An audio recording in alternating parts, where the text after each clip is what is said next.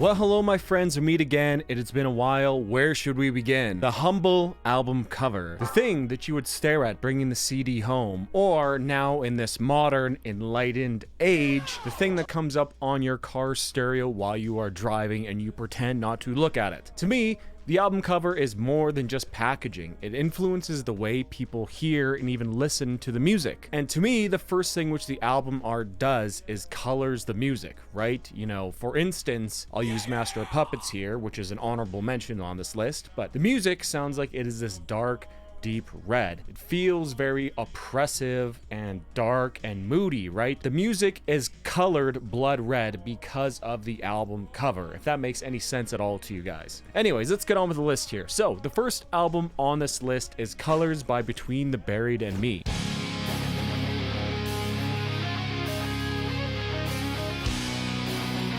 Now, this is about the original covers, not the sequel, which is, you know, pretty good as well. But to me, the album art here is not only very aesthetically pleasing, but the colors, or in this case, the lack of colors on this album really represents the music very well. Pretty much perfectly in this regard. We have this outline of a cityscape in black and white with these streaks of color coming down from the sky. And truly, I find that this represents the music on this album perfectly. When I think of the music here, it sounds very black, right? We have this very punishing brand of progressive death metal, tech death, metalcore, you know, whatever you want to call Between the Buried and Me's more metal side is, right? It gives us this feeling here.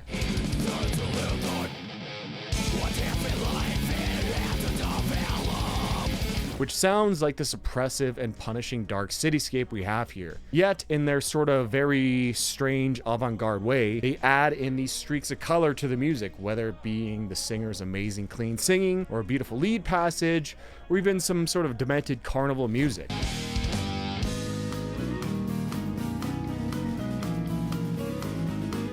Truly amazing album art and music connection here. Brandon Poff created this wonderful cover, and aesthetically it definitely sort of nods towards the dark side of the moon, of course, right, with that prism-esque breaking of colors and the black background. However, I really like how the colors themselves diverge off in completely different angles, lining different parts of the city. You know, it's very symbolic, right? Fantastic work, such an aesthetically pleasing cover, one which is instantly recognizable and fits the music perfectly. I mean, what more could you ask for, really, right? Next up, we have Darkthrone's Ablaze in the Northern Sky.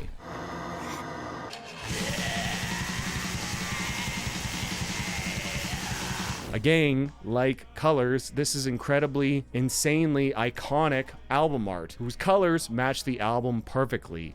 Or in this case, the lack of colors. The production on this album sounds like all the color has been drained out from it, and the immense atmosphere that it creates reminds me perfectly of a cold and dark northern winter night, especially with a new moon in the sky providing very little to no light upon the landscape. This is what the music of Ablaze in the Northern Sky sounds like to me, right?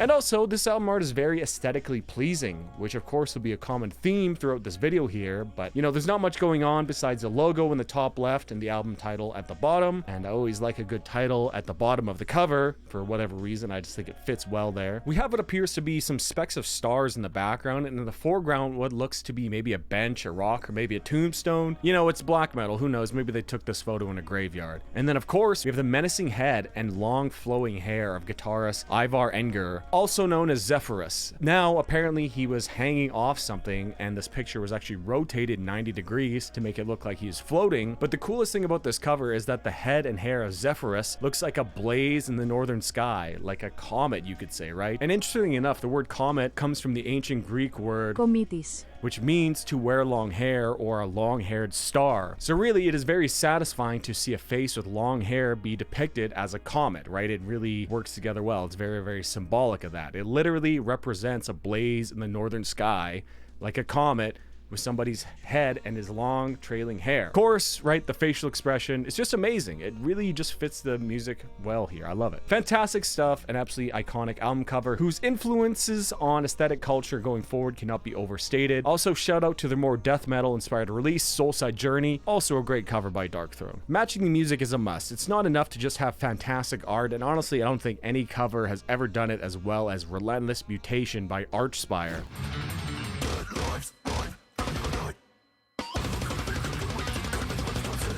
I first saw this album cover on 4chan's music board, and back then around 2018, I hadn't even heard of Archspire before, yet the album cover really intrigued me. I think I spent a few good minutes simply just looking at it. You know, to me, you could not put a better image to the words relentless mutation. And not only that, but the look and feel of the face on this album is what the music of Archspire makes me feel like. In a good way, of course, right? All the tendrils and the tearing at the face, you know, it's relentless mutation. It's excellent. And in a way, Archspire's breed of insane tech death is simply just relentless mutation of music.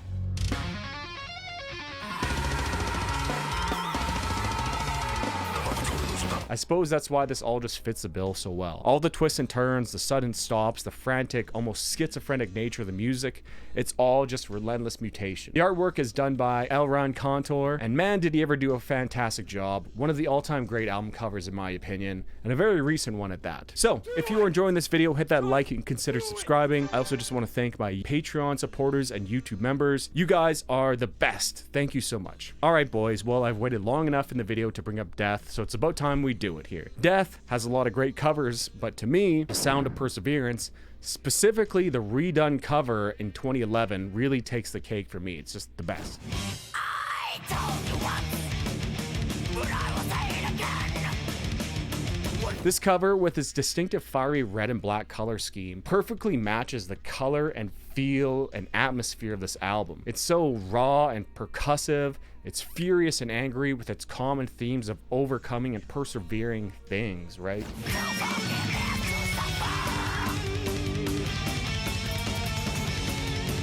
The image of the great mountain with its gaping maw, ready to swallow people whole, combined with all the desperate souls trying to ascend the mountain. It's just perfect. It really represents perseverance very well. Travis Smith, the artist, really outdid himself here, especially on the remake. The original cover is just a bit too obscured and distorted. You know, it's just not as good. The sharp lines and clarity of the remake match the music much better. Easily one of my favorite album covers, combined with what may honestly be my favorite album of all time. But if you watch my channel for long enough, you probably could have guessed that. Next up, we have Dismember's Like an Ever-Flowing Stream.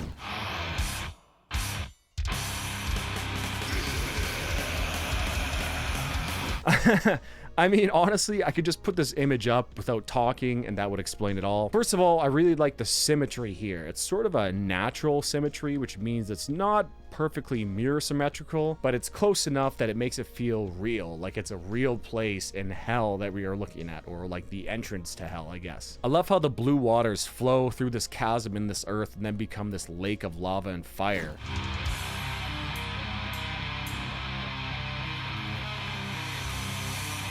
And how can we forget those dragon statues or gargoyles, whatever you want to call them? This album art is just fantastic and matches the music perfectly of Dismember here. The album art, which was done by Dan Seagrave, is an absolute classic and a fine crossing point of beauty and brutality. Absolutely amazing cover here. Okay, now I know that we can't get through this list without an Ed Repka cover, so after looking through the catalog, I settled on Rust in Peace.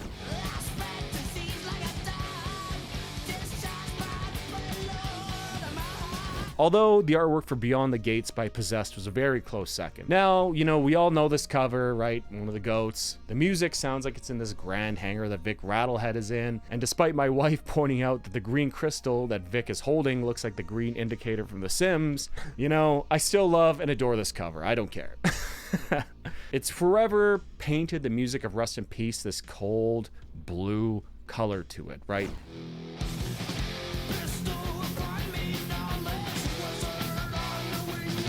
And I honestly don't even need to say more. Easily one of the best covers of all time, which also happens to be paired with one of metal's highest watermarks.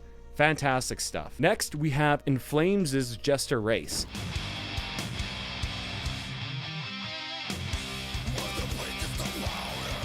This is just one of those covers that has stuck in my mind since the first time I ever saw it. And honestly, like, I still don't even really know what's going on. It looks like some gargantuan cathedral, maybe a castle on wheels, or maybe tracks. It seems to be stomping along in this barren wasteland with these spires of rocks in the background. It looks very intimidating and scary and dark, yet it's just sort of floating along or trundling along. I don't really know what's going on here, but I know I like it. You know, regardless, it just looks so Cool. I absolutely love the color scheme here. The oranges and purples are so striking and are colors which you almost never really see on metal albums. And those rare colors sort of given the music of this album sort of this rare color scheme to it. You know what I mean? Like, it really feels like the music on this album is this like rich oranges and purples. It's very, very beautiful, right?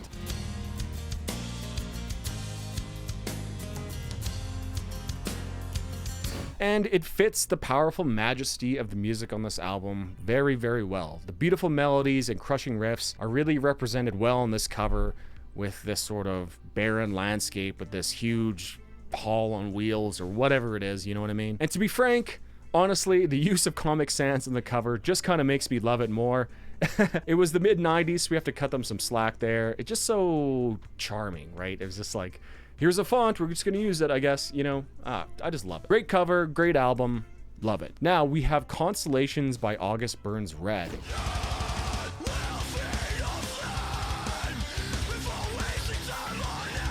It's another fantastic album cover whose standout colors absolutely influence the way I hear the music. I just really love the imagery here on the cover. A man pulling the moon down with a string. Fantastic, and I might explore this later on and get into this album a little bit later in a different video here, but I feel like metalcore gets a real bad rap here on Metal YouTube, but I think that August Burns Red and this album in specific are a great exception and make some really, really great music.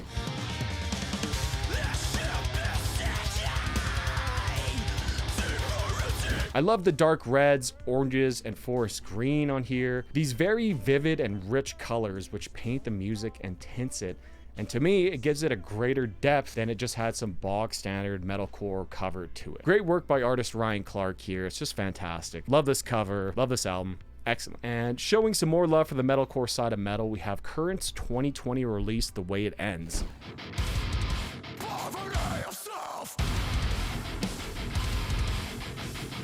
Adam Burke is the artist behind it here, and he did an absolutely amazing job. The image of these two people jumping off into the swirling hurricane of a void is so powerful and manages to capture that sort of oppressive 2020 feeling of dread, if you know what I mean. I love that this is a little bit brighter of an album cover as well, right? The splashes of yellow from the lightning flashes is very, very striking and matches very well with the sort of white/pale blue color of the swirling clouds. The images of the two people in freefall is also very powerful and completely matches the album's tone and feel, which, by the way, this is an absolutely fantastic and punishingly heavy record with brief moments of pure beauty.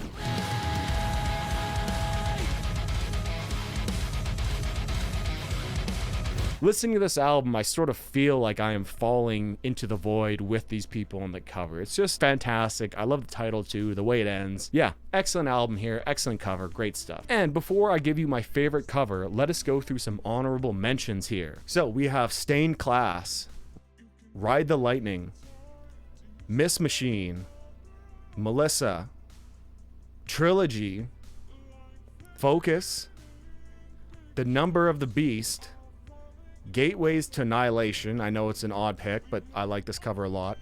At the Heart of Winter, Nothing Face, and everything done by Mariusz Lewandowski. I'll put the correct pronunciation in here. I'm sorry, Polish people. All right, so my favorite cover of all time is, drumroll, Painkiller by Judas Priest.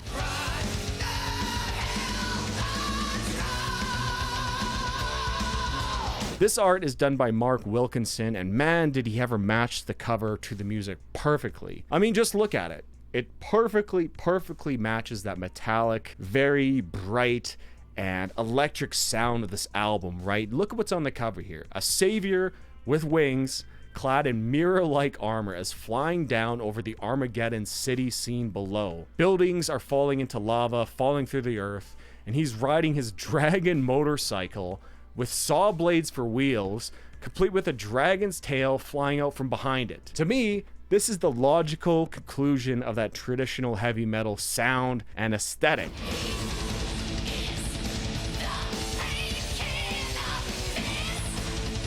It's perfected here in both music and in art. And Honestly, every time I look at this cover, I can just instantly hear the drum intro to Painkiller. It's that iconic, it's that powerful. I love the deep dark blues and reds of this cover with the shining, brilliant armor. It's just fantastic, right? You can just almost think of Rob Halford's voice as the shining, mirror-like armor that's sort of like piercing through this chaos and destruction below it, which is the music, right? Wonderful cover, my favorite of all time, quite easily, honestly, and yeah, I just don't know what else to say. Amazing stuff. Now, what's your favorite album covers? Leave your picks down below. I've been Varvis.